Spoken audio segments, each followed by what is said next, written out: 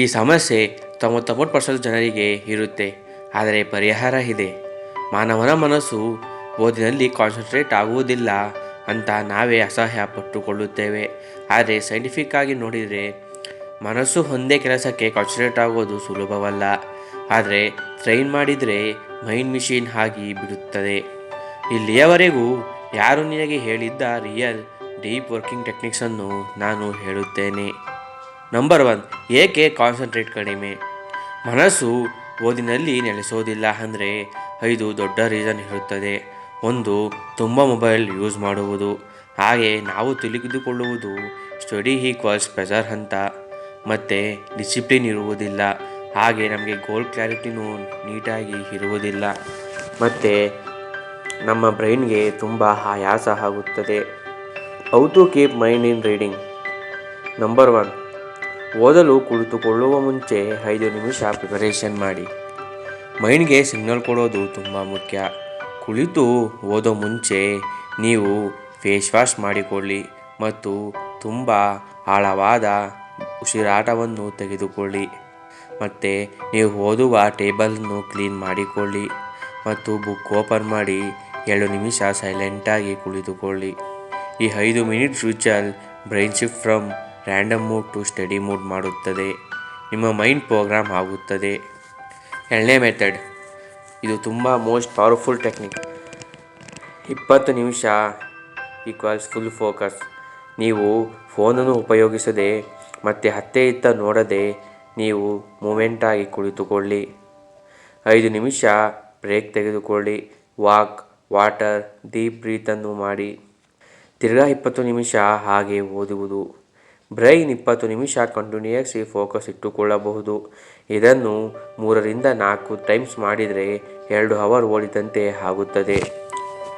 Number 3, mind warm up technique. ತುಂಬ ಜನ mind warm up ಟೆಕ್ನಿಕನ್ನು ಮರೆತು ಬಿಡುತ್ತಾರೆ. ಇದನ್ನು ನೀವು ಫಸ್ಟ್ 5 ಮಿನಿಟ್ಸ್ ವೆರಿ ಈಸಿ ಪೇಜಸ್ನ ಓದಬೇಕು. 10 ಮಿನಿಟ್ಸ್ ಮೀಡಿಯಮ್ ಡಿಫಿಕಲ್ಟ್ ಇರುವ ಪೇಜಸ್ಸನ್ನು ಓದಿ ಅದನ್ನು ಅರ್ಥ ಮಾಡಿಕೊಳ್ಳಬೇಕು. ಆಫ್ಟರ್ 20 ನಿಮಿಷ ಆದ ಮೇಲೆ ಆಡಿಯೋ ಪಾರ್ಟ್ ತುಂಬ ಯಾವ್ಯಾವ ಕಷ್ಟಪಾಟ್ ಇದೆಯೋ, ಇಲ್ಲದಿದ್ದರೆ ಲಾಂಗ್ ಸೆಂಟೆನ್ಸ್ ತುಂಬ 2 ಪೇಜ್ 3 ಪೇಜ್ ಇರೋದನ್ನು ಓದಬೇಕು. ಮೈಂಡ್ ಸ್ಲೋಲಿ ವಾರ್ಮಪ್ ಆಗುತ್ತದೆ. Number 3, kill mobile distraction. Phone equals enemy of study. A normal people touches mobiles 200 times per day. ಒಬ್ಬ ಮನುಷ್ಯ ಮೊಬೈಲನ್ನು ದಿನಕ್ಕೆ 200 ಜಾಸ್ತಿ ಹೊತ್ತು ಮೊಬೈಲನ್ನು ಉಪಯೋಗಿಸುತ್ತಾನೆ. Every touch mind also 10 minutes focus.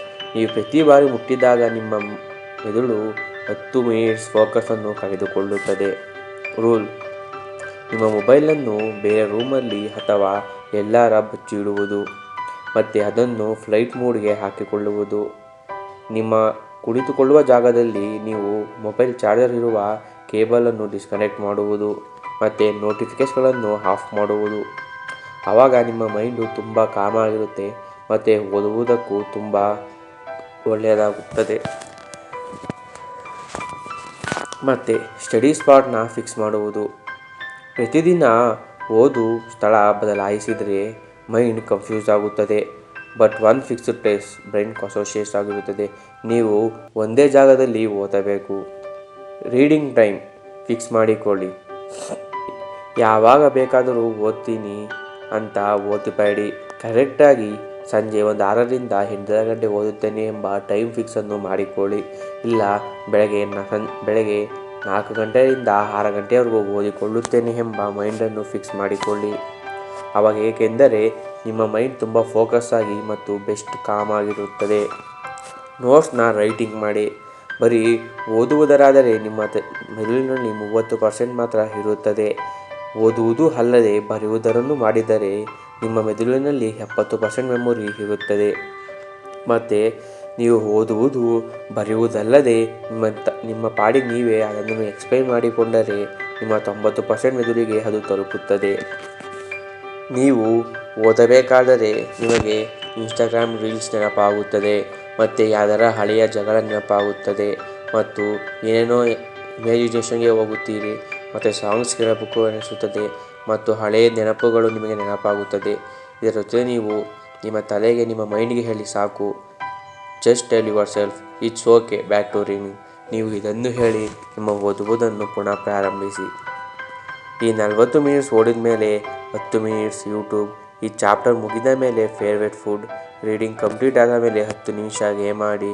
ನಿಮ್ಮ ಮೈಂಡ್ ಹ್ಯಾಪಿಯಾಗಿ ಇರುತ್ತದೆ. ಧನ್ಯವಾದ. ನಿಮಗೆ ಈ ವಿಡಿಯೋ ಇಷ್ಟವಾದಲ್ಲಿ ದಯವಿಟ್ಟು ಲೈಕ್ ಮತ್ತು ಸಬ್ಸ್ಕ್ರೈಬ್ ಮಾಡಿ. ಏನಾದರೂ ತಪ್ಪಾಗಿದ್ದಲ್ಲಿ ದಯವಿಟ್ಟು ಕ್ಷಮಿಸಿ.